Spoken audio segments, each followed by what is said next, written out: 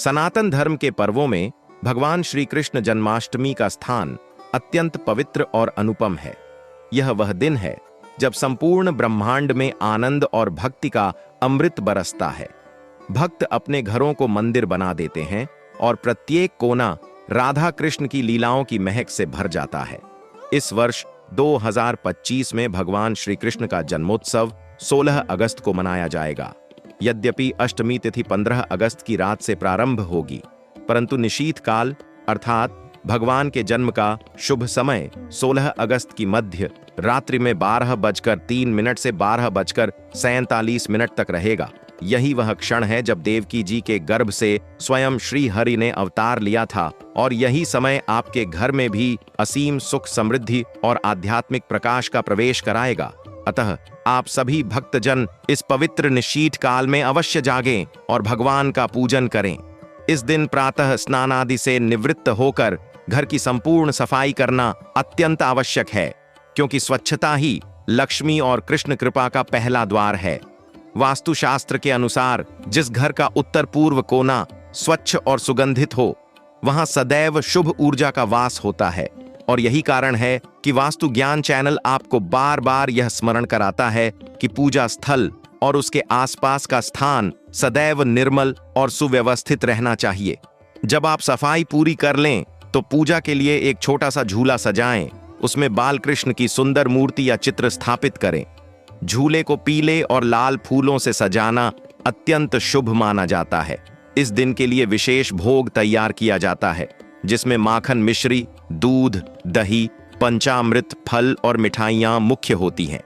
शास्त्रों में वर्णन है कि भगवान कृष्ण को माखन अत्यंत प्रिय है और जब भक्त प्रेम पूर्वक उन्हें माखन अर्पित करता है तो उसके जीवन से दरिद्रता और दुख का अंत होता है। निशीथ पूजन के समय पंचामृत से अभिषेक करें, जो दूध, दही, शहद, शक्कर और घी से बनाया जाता है। अभिषेक के पश्चात भगवान को नए पीले वस्त्र पहनाएं, मोर पंख का मुकुट सजाएं और ताजे फूलों की माला पहनाएं। फिर दीप प्रज्वलित कर धूप, अगरबत्ती और कपूर से आरती करें। आरती के समय घंटी की ध्वनि और जय श्री कृष्ण गोविंद हरे मुरारी का उच्चारण वातावरण में ऐसी ऊर्जा भर देता है कि नकारात्मक शक्तियां तुरंत नष्ट हो जाती हैं। इस दिन का एक विशेष उपाय है कि रात के 12 बजे बाल कृष्ण को माखन मिश्री का भोग लगाने के बाद घर के उत्तर दिशा में दीपक जलाकर रखें। यह दीपक जीवन में सुख समृद्धि के नए मार्ग खोलता है और धन की वृद्धि करता है। वास्तु ज्ञान चैनल के माध्यम से हम आपको यह भी बताते हैं कि यदि आपके घर में उत्तर दिशा अवरुद्ध है तो जन्माष्टमी के दिन वहां पीला कपड़ा और भगवान का चित्र रखकर पूजा करें। इससे जीवन में उन्नति और सफलता के योग बनते हैं। रात्रि में पूजन के बाद प्रसाद को परिवार और आसपास के लोगों में बांटना चाहिए, क्योंकि भक्ति तभी पूर्ण होती है जब वह सेवा और प्रेम के साथ सब में बंटे। जन्माष्टमी का यह पर्व केवल एक धार्मिक अनुष्ठान नहीं, बल्कि आत्मा और परमात्मा के मिलन का उत्सव है। अतः इस दिन का हर क्षण ध्यान, भजन और सेवा में बिताना चाहिए, ताकि आपका जीवन भी श्री कृष्ण की कृपा से आनंदमय हो जाए। जन्माष्टमी की रात जैसे जैसे आगे बढ़ती है, वैसे वैसे वातावरण में भक्ति का ज्वार उमड़ने लगता है। मंदिरों में घंटे और शंख की ध्वनि दूर दूर तक फैलती है और भक्त अपने घरों में भी उसी भाव से पूजा करते हैं।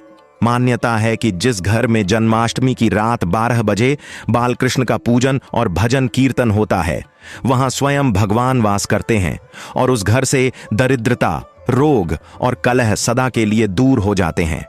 इस दिन का एक विशेष विधान है कि बालकृष्ण का झूला पंचामृत से अभिषेक के बाद तुलसी दल से सजाया जाए। तुलसी भगवान विष्णु की प्रिय है और श्री कृष्ण तो स्वयं तुलसी के बिना भोग स्वीकार ही नहीं करते। अतः भोग में माखन मिश्री के साथ तुलसी का एक पत्ता अवश्य रखें। यह करने से भगवान तुरंत प्रसन्न होते हैं और आपके सभी कार्य सिद्ध होने लगते हैं।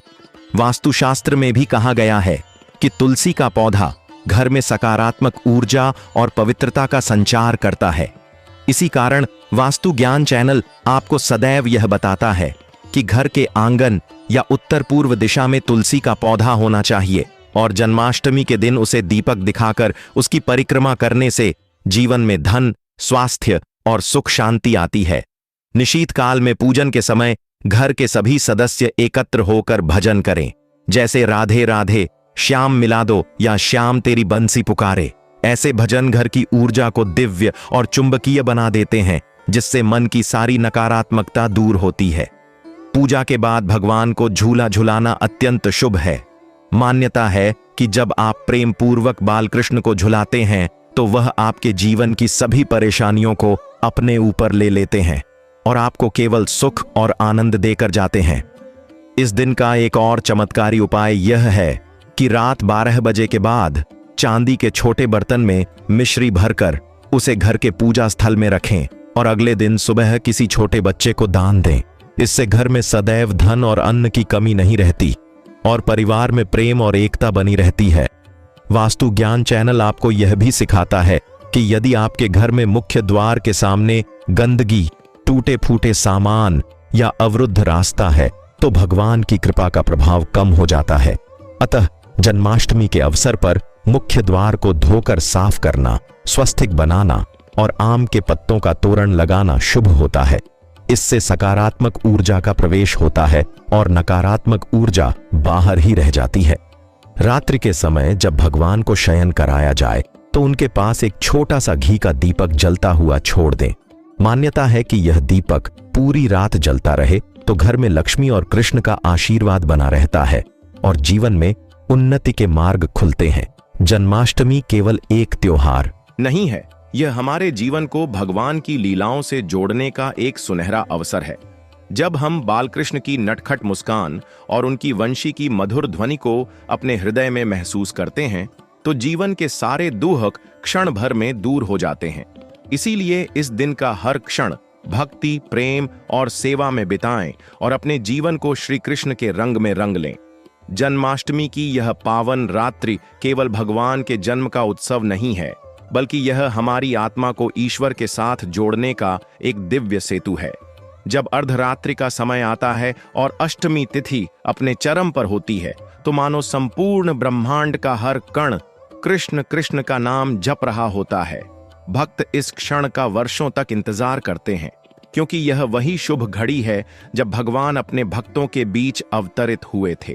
इस पावन अवसर पर घर में पूजा की तैयारी दिन भर चलती है।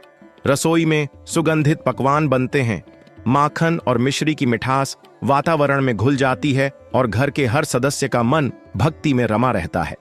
मान्यता है कि जो भक्त इस दिन व्रत रखकर भगवान का पूजन करता है और रात के 12 बजे जन्मोत्सव मनाता है, उसके जीवन से पाप और कष्ट दूर हो जाते हैं और उसे मोक्ष की प्राप्ति होती है। निशीत काल में जब पूजा प्रारंभ हो तो सबसे पहले भगवान को स्नान कराना चाहिए। यह स्नान गंगा जल और पंचामृत से किया जाए, जिससे भगवान का शरीर सुगंधित और पवित्र हो जाता है। इसके बाद उन्हें सुंदर वस्त्र पहनाएं जिनका रंग पीला या केसरिया हो। पीला रंग भगवान को अत्यंत प्रिय है और यह सुख समृद्धि का प्रतीक भी है। फिर मोर पंख का मुकुट, फूलों की माला और बांसुरी उनके श्रृंगार में शामिल करें, क्योंकि ये सभी श्री कृष्ण के प्रिय आभूषण हैं। भोग में माखन, मिश्री, दूध से बनी मिठाइयां, ताजे फल, पंचामृत और सूखे मेवे अर्पित करें। शास्त्रों में कहा गया है कि जब भगवान को प्रेम से भोग लगाया जाता है तो वह केवल भोग ही नहीं बल्कि भक्त का स्नेह और समर्पण भी स्वीकार करते हैं। वास्तु ज्ञान चैनल के माध्यम से मैं आपको यह भी बताना चाहूंगा कि भोग लगाने का स्थान हमेशा उत्तर पूर्व दिशा में होना चाहिए, क्योंकि यह ईशान कोण कहलाता है और यहाँ पूजा पाठ करने से भगवान की कृपा शीघ्र प्राप्त होती है। इस दिन का एक प्रभावी उपाय है कि पूजा के बाद भगवान के सामने बैठकर 108 बार एयूएम नमो भगवते वासुदेवाय मंत्र का जाप करें। इससे मन की शांति बढ़ती है, आर्थिक संकट दूर होते हैं और जीवन में शुभ अवसर आने लगते हैं। यदि घर में किसी कारणवश कलह या विवाद चल रहा हो तो जन्माष्टमी की रात पंचामृत में तुलसी दल डालकर उसे परिवार के सभी सदस्यों को पिलाएं। इससे आपसी प्रेम और विश्वास बढ़ता है और घर का वातावरण शांतिपूर्ण हो जाता है। रात के 12 बजे बालकृष्ण के जन्म की घोषणा शंख बजाकर, ढोलक और मंजीरे की ताल पर भजन गाकर करनी चाहिए। यह क्षण ऐसा होता है जब घर की सारी दीवारें भी भक्ति की गूंज से भर उठती हैं और पड़ोसी भी इस आनंद में सम्मिलित हो जाते हैं। जब भगवान को झूला झुलाएं तो मन में यही भाव रखें कि यह झूला केवल लकड़ी का नहीं बल्कि आपके हृदय का है, जिसमें भगवान स्वयं विराजमान हैं और आपके जीवन को अपनी कृपा से हिला रहे हैं। अंत में प्रसाद बांटते समय मन में कोई भेदभाव न रखें, क्योंकि भगवान का आशीर्वाद तभी संपूर्ण होता है जब वह सब तक पहुंचे। इस पर्व पर जो भी दान किया जाता है वह 100 गुना फल देता है। अतः इस दिन अनाज, वस्त्र, मिष्ठान और धन का दान अवश्य करें। वास्तु ज्ञान चैनल आपको यह भी याद दिलाता है कि दान देने का स्थान भी महत्वपूर्ण है। यदि आप उत्तर दिशा की ओर मुख करके दान देंगे तो यह धन वृद्धि में सहायक होगा, और पूर्व दिशा की ओर दान देने से ज्ञान और यश की प्राप्ति होगी। जन्माष्टमी की रात जैसे जैसे बीतती है वैसे वैसे भक्ति का महासागर और भी गहरा होता चला जाता है। अर्धरात्रि के बाद भी भक्त जागरण करते हैं, भजन कीर्तन गाते हैं और भगवान के जन्मोत्सव का आनंद मनाते हैं। मान्यता है कि जो भक्त इस रात जागरण करता है उसे जीवन में कभी भी अंधकार का सामना नहीं करना पड़ता, क्योंकि भगवान उसकी राह में सदैव प्रकाश का दीप बनकर चलते हैं। इस दिन एक विशेष कथा भी सुनाई जाती है, जिसमें बताया जाता है कि कैसे कारागार की कठोर दीवारों के बीच देवकी और वसुदेव के यहाँ श्री कृष्ण का जन्म हुआ, और किस प्रकार योगमाया की लीला से वसुदेव जी ने उन्हें यमुना पार कर गोकुल में नंद बाबा के घर पहुंचाया। यह कथा केवल इतिहास नहीं बल्कि विश्वास की एक अमर मिसाल है, जो हमें यह सिखाती है कि चाहे परिस्थिति कितनी भी कठिन क्यों न हो, यदि ईश्वर की कृपा हो तो हर बंधन टूट सकता है। इस रात भगवान को झूला झुलाते समय हर भक्त के हृदय में वही प्रेम और वही भाव होना चाहिए जो माता यशोदा के मन में था जब वे नन्हे कान्हा को गोद में लेकर लोरी गाती थीं। यदि आप चाहें तो अपने घर में छोटे बच्चों से भी भजन गवाएं या नन्हे नन्हे हाथों से झूला झुलवाएं। इससे भगवान और भी प्रसन्न होते हैं और घर में बाल सुख का वास होता है। वास्तु ज्ञान चैनल के माध्यम से मैं आपको यह भी बताना चाहूंगा कि यदि आपके घर में उत्तर पूर्व दिशा में पानी का छोटा सा स्रोत हो, जैसे कलश, पात्र या छोटी कृत्रिम जलधारा, तो यह शुभ ऊर्जा को कई गुना बढ़ा देता है। और जन्माष्टमी की रात इस स्थान पर भगवान का पूजन करने से जीवन में स्थायी सुख समृद्धि आती है। इस दिन का एक अद्भुत उपाय है कि रात 12 बजे भगवान के चरणों में पीले कपड़े में थोड़ी सी हल्दी, चावल और सिक्का बांध कर रख दें और अगले दिन उसे अपने तिजोरी या धन रखने के स्थान पर रखें। इससे धन की वृद्धि होती है और आर्थिक संकट समाप्त होते हैं। साथ ही जन्माष्टमी पर गाय को हरा चारा, गुड़ और रोटी खिलाना भी अत्यंत शुभ माना जाता है, क्योंकि गौ सेवा से भगवान कृष्ण अति प्रसन्न होते हैं और आपके घर में अन्न धन की बरकत बनी रहती है। जब आप प्रसाद तैयार करें तो उसमें प्रेम और शुद्धता का विशेष ध्यान रखें, क्योंकि प्रसाद केवल भोजन नहीं बल्कि भगवान के आशीर्वाद का प्रत्यक्ष रूप है। रात को पूजा के बाद घर में दीपक जलता हुआ रखें और भगवान के सामने मौन ध्यान करें। इस मौन में आप पाएंगे कि भीतर का हर संशय, हर दुख पिघलकर प्रेम और शांति में बदल गया है। जन्माष्टमी का पर्व हमें यही सिखाता है कि भक्ति, सेवा और प्रेम ही जीवन का वास्तविक धन है, और जब हम इसे अपनाते हैं तो ईश्वर हमारे जीवन के हर क्षेत्र में कृपा बरसाते हैं। इसीलिए इस रात को व्यर्थ की बातों में न गंवाकर भगवान के ध्यान, भजन और सेवा में समर्पित करें।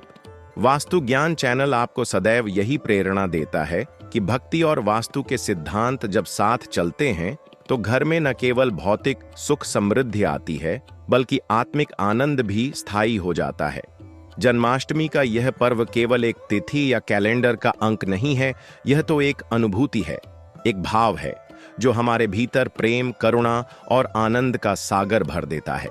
जब हम भगवान कृष्ण की बाल लीलाओं को स्मरण करते हैं तो हमें यह एहसास होता है कि जीवन का वास्तविक अर्थ केवल दौलत और नाम कमाने में नहीं बल्कि दूसरों के जीवन में खुशी और मुस्कान बांटने में है।